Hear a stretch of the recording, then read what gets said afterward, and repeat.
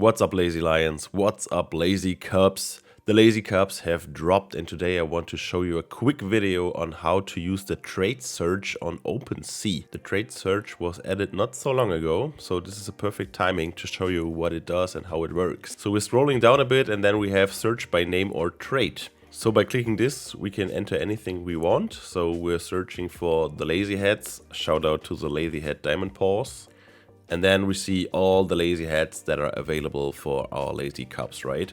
We can narrow this down even further if we just search for another trade. Like if we're looking for shades too, we can enter this and then click it, and then we have the lazy head and shades, and we see that we got the baby versions and the teenager versions right here. There are only 7 items right now in the collection with shades and the lazy head. So if you're looking for the Galaxy gang, for example, you would type in Galaxy, of course, for the body. And then you see all the Galaxy skins out here on the cups. And if you're looking for another trade, e.g. a gold background, you just enter gold and then you click it, and then you see actually right at the moment there's only one Galaxy skin with gold background for 1 ETH to buy. On a quick side note, this is JWG21's account. Shout out to you, JW.